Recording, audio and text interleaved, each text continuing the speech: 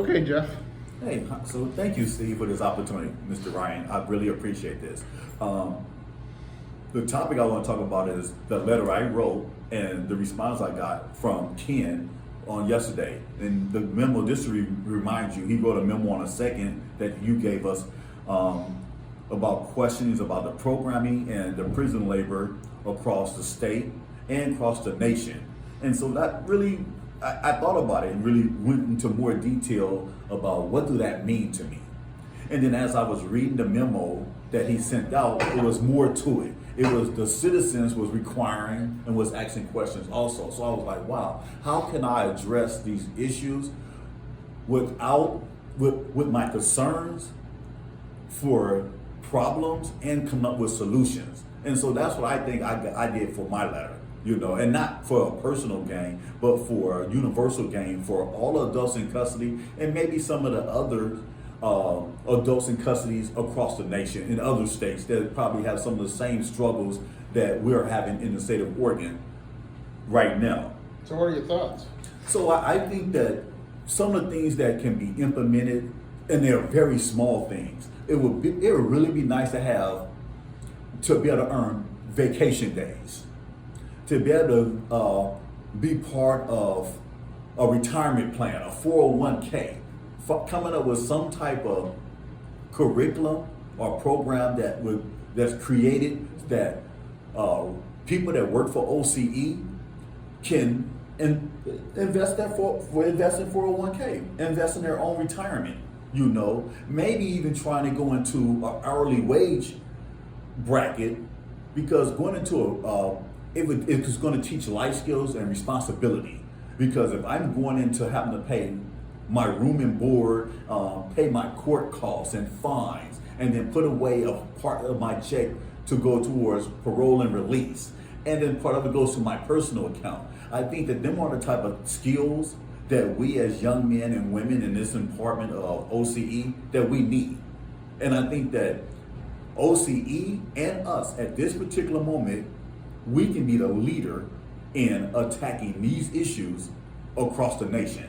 Because we're a small enough state where big states probably can't do what we can do.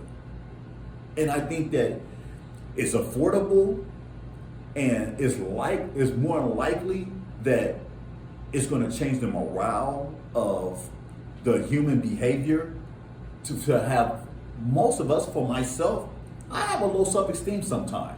And what I don't have a low self-esteem about is my work position.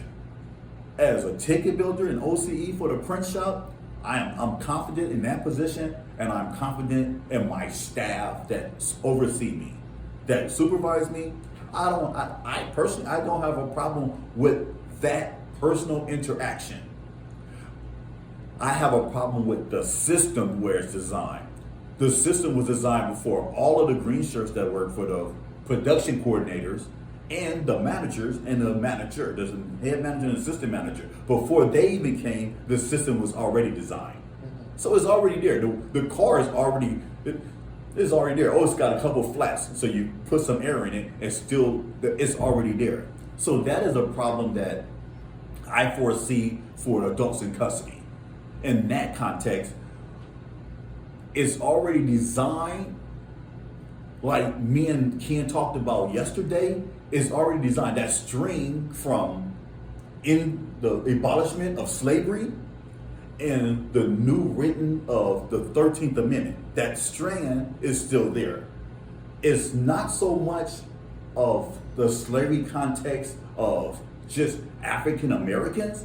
It's more so now the new modern day of slavery of people in blue. So when people say that, I know it's going to be attacked, because it feels like that we're attacking our supervisors. Do I think that my supervisor is a slave owner? No. Do I think that they are? Not at all. But the system is. It's not the people that's running it. The system is. Because if you look at the context of slavery back then and look at it now, you take the race out of it and you look at it from an inmate or an adults in custody standpoint, this is slave labor. And how it gets even worse, How it is perpetuated is that OCE doesn't have control over, but perpetuated through canteen. They make sure that all money stay indoors, in-house, and how it stays in-house, we have to go to one canteen. They monopolized us. We're stuck right here. I can't go and say, oh, well, I don't want to shop at Freddy's.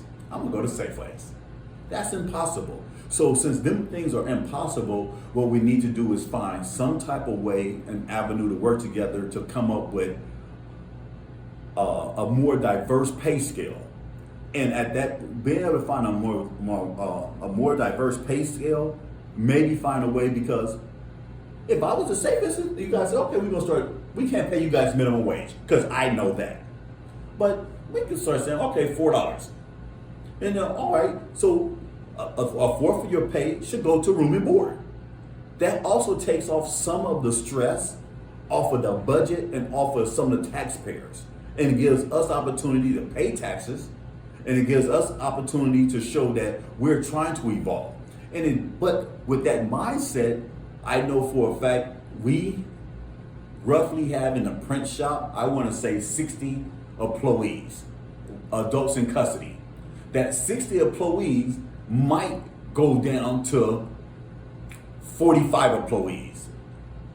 So that means that we're going to be losing probably 15 adults in custody, and it might even come out to the point where we might have to lose a production line staff. I know these are hard things to come up with and talk about, but these are the type of things that's going to make a difference in the next young man or young lady that's incarcerated in the state of Oregon re-enter the community with some marketable skills that's going to help them be successful and not return back to prison.